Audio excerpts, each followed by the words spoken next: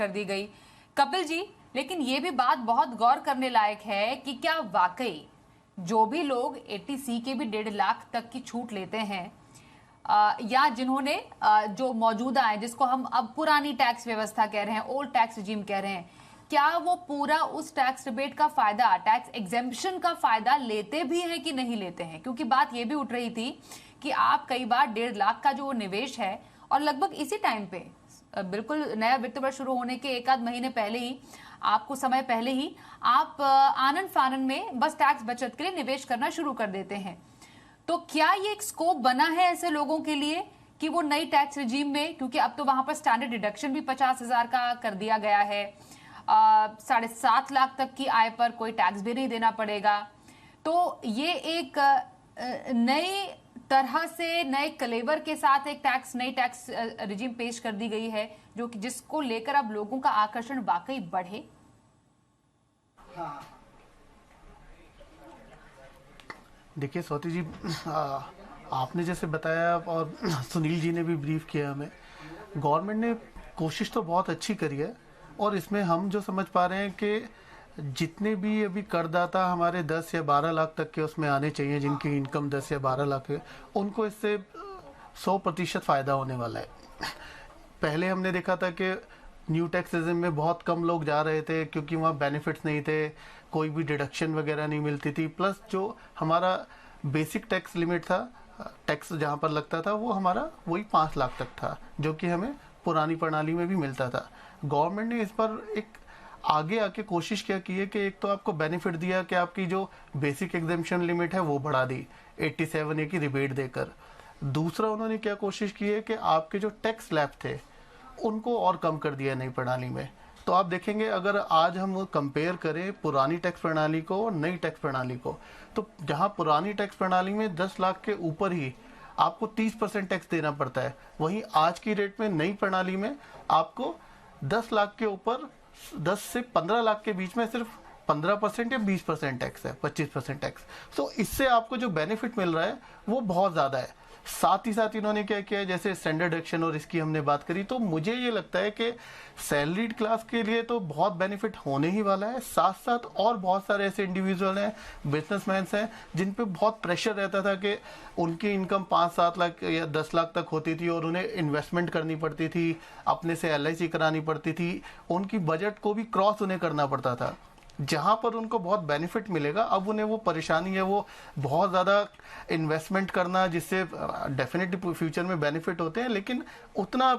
Cash outflow करना immediately वो बहुत डिफिकल्ट हो जाता है। तो वहाँ एक बहुत अच्छा बेनिफिट मिलने वाला है, और इसका आपको सीधा असर इंडियन इकोनॉमी में दिखेगा कि जहाँ पर लोगों के हाथ में पैसा आ जाएगा और वो उस पैसे को खर्च कर पाएंगे। तो जो हम बात कर रहे हैं कि हमारा इन्फ्लेशन बहुत ज़्यादा हो गया है, हम ग्लोबली देखते हैं कि बहुत ज़्यादा रिसेशन की बातें हो रही हैं, तो इंडिया पे उसका इमीडिएट इफेक्ट मुझे लगता है कि उसको ओवरकम करने के लिए कि ग्लोबल रिसेशन ना आए, बाकी पॉइंट्स को हम टेक कर पाए, तो उसको देखते हुए बहुत अच्छा सुझाव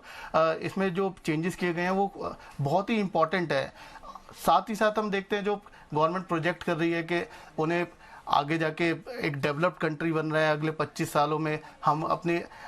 इकोनॉमी को 30 ट्रिलियन इकोनॉमी प्रोजेक्ट कर रहे हैं, तो वहाँ के लिए भी इन्होंने बहुत सारे कदम उठाए हैं, जहाँ इंफ्रास्ट्रक्चर पे बहुत इन्वेस्टमेंट की बात की गई है, एजुकेशन सेक्टर पे बहुत। दीजिए कपिल जी, अब जो लोग अब नए टैक्स रिजीम में जाना चाहते हैं, अब उनके लिए कंपल्शन नहीं है कि आपको 1.5 लाख या 2 लाख का कंपल्सिव आपको इन्वेस्टमेंट करना ही है टैक्स बचत के लिए। अब आपने जैसा बोला कि एक पैसा हाथ में आ जाएगा, लेकिन लोगों में ये भी एक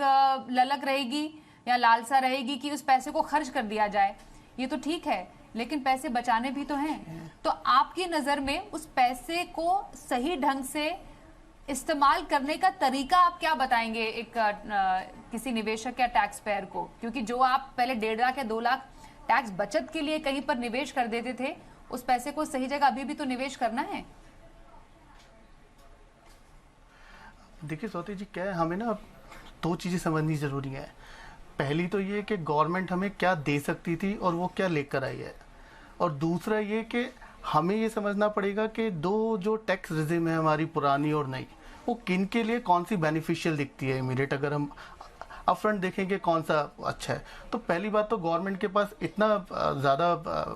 पैसा नहीं था कि वो सबको बेनिफिट दे पाते, तो उन्होंने अपने तरह से कोशिश करी है कि वो मेजॉरिटी ऑफ जो मिडिल क्लास लोग हैं जो अभी जॉब में एंटर करने वाले हैं उनको एक इमीडिएट बेनिफिट दिया जाए, एटलीस्ट उनके पास कोई टैक्स वगैरह ना है। आज आप मानेंगे कि कोई भी अगर मिडिल क्लास फैमिली से कोई भी एक बेसिक कोई कोर्स करके निकलता है तो 5 से 7 लाख रुपए वो कमाता है,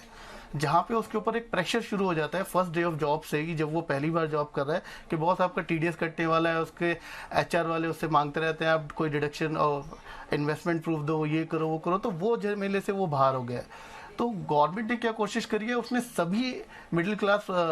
फैमिली को बेनिफिट नहीं दिया है। उन्होंने कोशिश करी है कि जो नया युवा अभी जो जॉब में आ रहा है या जो अभी कमाना शुरू किया है उसने 1-2 साल से, जो अभी उतनी इन्वेस्टमेंट नहीं कर पा रहा है, एटलीस्ट उसको एक बेनिफिट दिया जाए ताकि इकोनॉमी को कुछ सपोर्ट मिल सके। दूसरा, कहीं ना कहीं हमें ये समझना पड़ेगा कि जब हम बात कर रहे हैं कि हम न्यू टैक्स रेजिम में हम कोई बेनिफिट ले रहे हैं, तो वहां पर भी गवर्नमेंट ने एक एनपीएस आपको बेनिफिट दिया है कि आप एनपीएस के अंदर इन्वेस्टमेंट कर सकते हैं, तो एटलीस्ट 50,000 का आप इन्वेस्टमेंट एक कर सकते हैं वहां पर भी।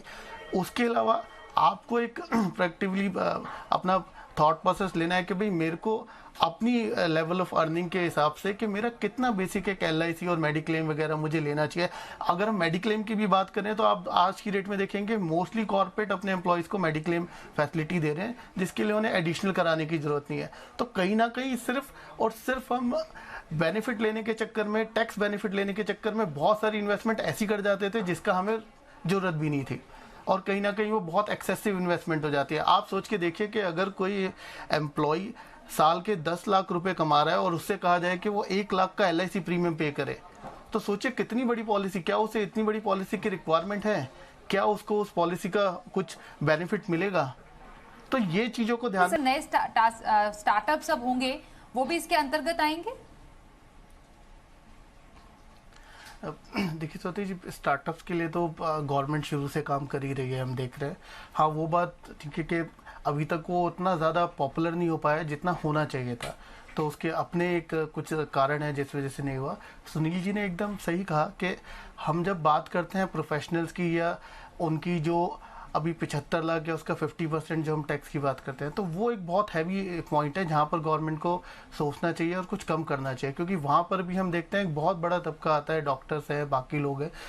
हम सीएस भी उसमें कवर होते हैं, तो वहाँ पर एक बहुत इमीडिएट रिक्वायरमेंट है। इसके अलावा हम देखते हैं कि अगर हम मीडियम वर्ग के व्यापारी की बात करें तो आज भी अगर कोई व्यापारी एक पार्टनरशिप फर्म या एलएलपी में काम कर रहा है तो वहाँ पर टैक्स रेट आज भी 30% है, जबकि कंपनीज के ऊपर वो टैक्स रेट काफ़ी कम आ गया है, कहीं 22 है, 25 है, 15% तक के भी टैक्स रेट दिए गए हैं। तो वहाँ पे जो एक तबका है जो कि एक एसएमई से बिलोंग करता है, मीडियम सेक्टर से बिलोंग करता है, और वहाँ पर आज भी उसका जो टैक्स रेट है वो बहुत हाई है। तो गवर्नमेंट को वहाँ पे बहुत इमीडिएट एक्ट करना ज़रूरी है ताकि उन्हें पैरेलल लाया जा सके, वो बड़ी बड़ी कॉर्पोरेट ऑर्गेनाइजेशंस के साथ फाइट कर सके, एटलीस्ट टैक्स में उनको एक न्यूट्रल किया जाए कि उनको टैक्स बेनिफिट वो मिले। स्टार्टअप्स की हम बात करें तो स्टार्टअप्स में बहुत सारी स्कीम्स लेकर आई है गवर्नमेंट, तो उसका मैं ज़्यादा ब्रीफ नहीं कर पाऊंगा, बट पॉइंट ये है कि गवर्नमेंट फोकस्ड है कि कैसे हम स्टार्टअप्स को टैक्स में प्लस जॉब्स में, जैसे हमने देखा था एक बहुत अच्छा इन्होंने बेनिफिट दिया था कि जब